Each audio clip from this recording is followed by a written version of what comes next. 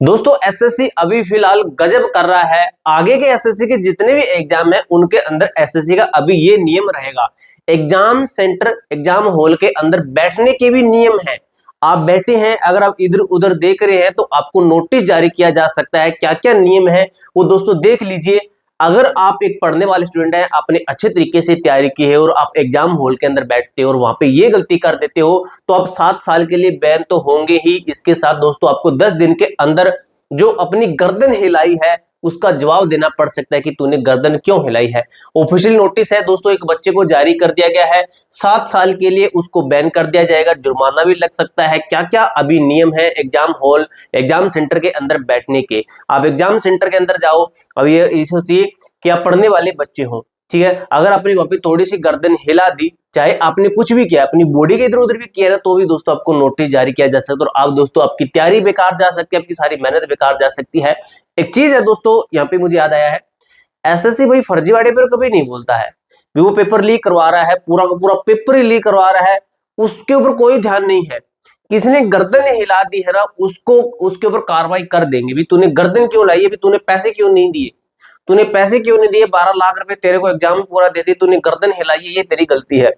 तो मतलब पता नहीं क्या सिस्टम है इनका। फिलहाल दोस्तों हमारा काम है कि आपको ये चीज अभी थोड़ी देखनी है, क्योंकि हमें चाहिए फ्रेश सिलेक्शन, कि हमें कोई घपलेबाजी नहीं चाहिए, हमें एकदम अच्छे कैंडिडेट है, पढ़ने वाले स्टूडेंट है, तो आपको उस तरीके से सिलेक्शन चाहिए, तो आपको ये नियम फॉलो करना पड़ेगा। अब दोस्तों ठीक है, क्या क्या कुछ इसके अंदर बताया गया है वो हम देख लेते हैं। ये नोटिस दोस्तों, आपको नोटिस है ना, मैं टेलीग्राम ग्रुप के अंदर भेज दूंगा। अगर इस नोटिस की भाषा के अंदर आप जाओगे, इस नोटिस की भाषा देखोगे तो आपको दोस्तों कुछ टाइम लगेगा, है तो ठीक है, नॉर्मल सी लैंग्वेज है। अब हम करते हैं इसको हिंदी के अंदर ट्रांसलेट करते हैं। ये बोर्ड हमारा है, एआई बोर्ड है। अगर इसके एआई से हम पूछते हैं कि ये नोटिस क्या है, तो ये हमें इस तरीके से जवाब देता है, इस तरीके से जवाब देता है। लेकिन हम आसान भाषा के अंदर समझेंगे ये वाला सिस्टम, ठीक है, ये वाला समझेंगे क्या कुछ कह रहा है, ठीक है। अब ये देख लेते हैं, इसको हम नहीं देखेंगे, इसको नहीं देखेंगे, हम देखेंगे इसको।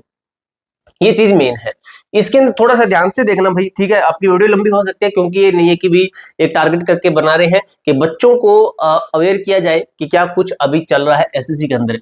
यह एक 100 केस यानी कि 100 केस नोटिस होता है, एक अलग नोटिस होता है, कर्मचारी चयन आयोग द्वारा जारी किया गया। इसमें एक उम्मीदवार को परीक्षा में अनुचित साधनों अनफेयर मींस का उपयोग करने के कारण जवाब देने का अवसर दिया गया है, अवसर दिया गया, मौका दिया उसको, बहुत अच्छा गोल्डन चांस दिया उसको, ठीक है। मुख्य बिंदु क्या है, आरोप लगे इस लड़के के ऊपर। उम्मीदवार ने संयुक्त स्नातक स्तरीय परीक्षा सीजीएल की भर्ती की बात है 2024 दी थी, जो 18 जनवरी 2025 को आयोजित, ठीक है, हुई थी। सीसीटीवी फुटेज की समीक्षा करने पर पाया गया कि उम्मीदवार ने अन्य परीक्षाओं की स्क्रीन देखी, अन्य परीक्षार्थी की, यानी कि उसने भी इधर उधर देख लिया होगा, उनको लगा स्क्रीन देख रहा है, और नोट्स बनाए, नोट्स बना लिए भाई इसने, सीजीएल के नोट्स बना लिए अगली भर्ती के, ठीक है।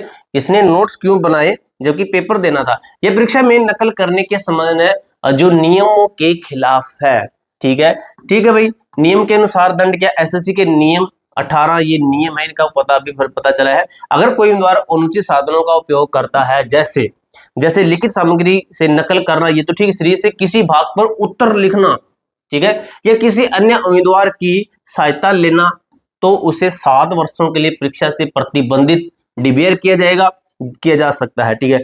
जवाब देने का अवसर, भाई ये जुर्माना भी लगा सकते हैं, आपको मैं क्लियर, ठीक है। उम्मीदवार को 10 दिन के भीतर इस नोटिस का जवाब देना होगा।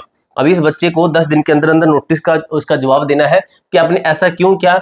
उसे यह स्पष्ट करना होगा कि उसकी उम्मीदवारी रद्द क्यों नहीं की जाती, मतलब आपको स्पष्ट करना है कि मैं आगे वाली परीक्षा दे सकता हूं, जो कि मैंने ऐसा क्यों किया, ठीक है।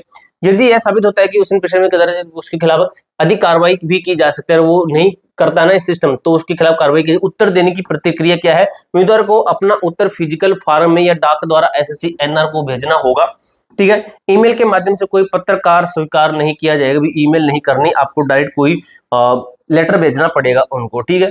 ये कुछ इन्होंने लिख दिया है, ये भी देख लेते हैं क्या है। उम्मीदवार समय सीमा के भीतर उत्तर नहीं देता है तो उसकी उम्मीदवारी रद्द कर दी जाएगी और वह भविष्य में एसएससी की परीक्षा में बैठने के वंचित रहेगा, ठीक है। बैन कर दिया इस लड़के को, बैन कर दिया, नहीं बैन कर देंगे। अगर ये नहीं करता है तो ये पूरा नोटिस है कि किसी बच्चे को भेजा है, ये एक पेज है और भी उसकी डिटेल वगैरह बच्चे की है जो कि हाइड की गई है, ठीक है। ये रही इसकी डिटेल बच्चे की।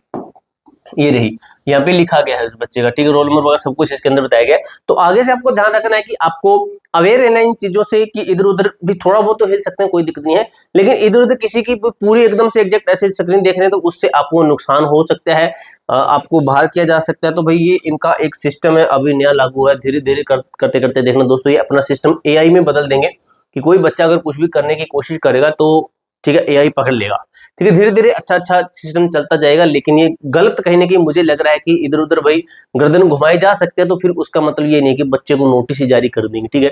पूरी जानकारी मैंने आपको अच्छे तरीके से क्लियर कर दी है। आपका इस नोटिस के ऊपर क्या विचार है, एसएससी के ऊपर आपका क्या विचार है, कमेंट बॉक्स में जरूर बताइएगा। मिलते हैं दोस्तों नेक्स्ट वीडियो के अंदर, तब तक के लिए जय हिंद जय भारत।